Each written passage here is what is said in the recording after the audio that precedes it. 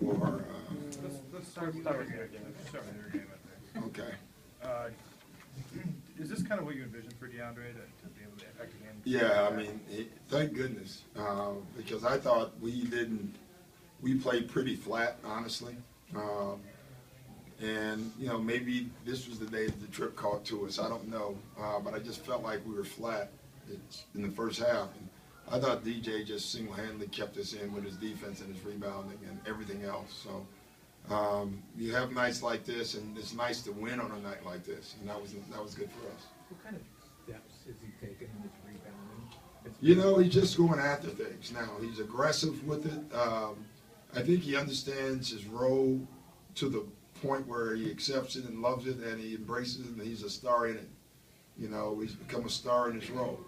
And, you know, we need him to be a shot blocker, or a rebounder, a defender, and what is showed is that he's still going to score by doing all that stuff. And you know, he had 14 points because of it. Does he start getting mentioned in the most improved player conversation? You know, I don't know. I don't even know who else is mentioned. He is to me, but I mean, honestly, I don't know who else would be in it. I'd like our whole team to be.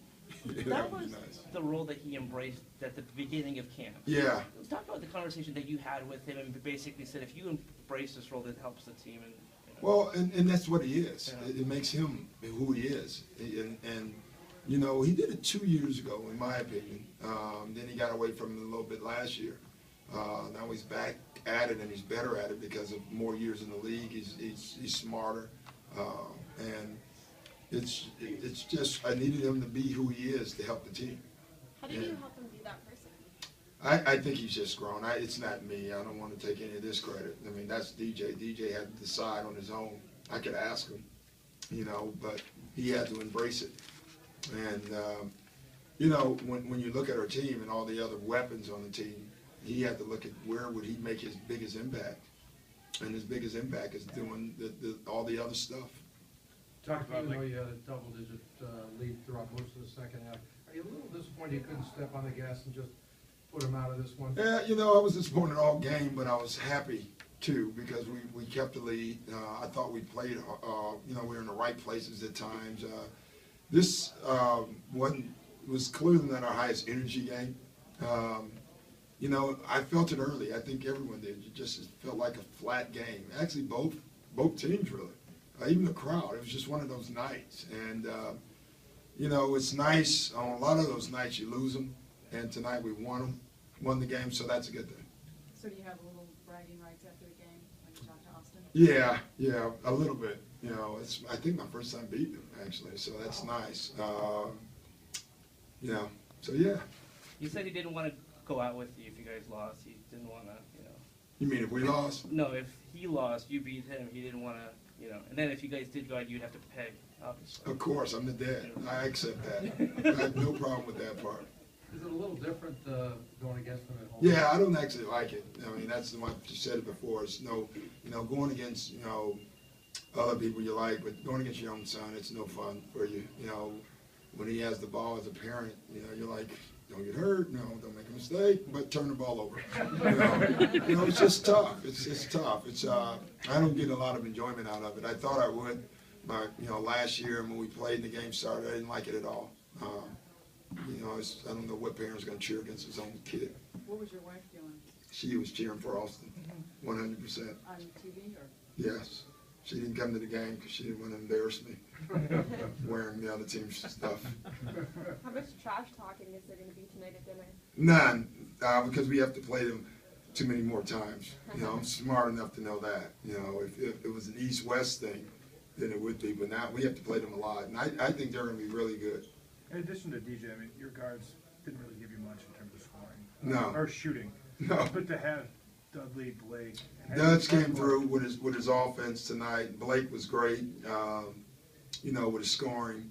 We just had to find, you know, I thought CP struggled in the first half, just getting going, you know, getting to our pace. Jamal didn't make shots, you know, but we found a way to still, it's funny, we still had 108 points tonight, and that was a good part. You talked about being flat, but yet you never let them have a run to get back into the game. No, I thought we tried to, you know, over and over again. You're right. We get a 15-point lead and it looks like we're going to blow it out. They make a 3. You know, it was just one of those games where we kept a double-digit lead, but you never felt comfortable about the game because we couldn't pull away. It's one of those games where both coaches had to keep their guys in because the game was just close enough. You know. They brought back Anthony Davis. That's good. Yeah, I'm glad to see him back. He's important for that team.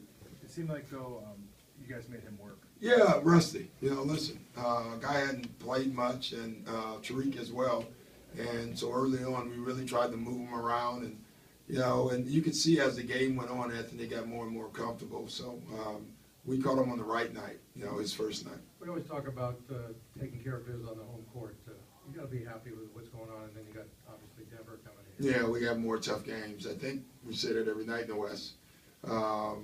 And Denver's coming in, they're playing well too. So we need this break. We get 2 days off. I originally had scheduled to practice both days, and that would just be dumb. So we're going to have tomorrow off and we need a practice. I'm telling you that. We need a practice. And so we get to have a practice, then we have a back-to-back. So it just never stops. Coach, Chris's three-point shooting has gone down each of the last 4 seasons. Is it just his legs, or have you kind of figured out what's... No, I think he's a better shooter. You know, I think he's selective in his shots, and I think he passes up the good ones sometimes and takes the hard ones. So, but I'm not concerned by that at all. I think he's a terrific three-point shooter. I actually wish he would take more at times. The first look, you know, it seems like he passes up on a lot of them, and then, you know, ends up taking a tough one. But, you know, I watch the shooting games every day in practice.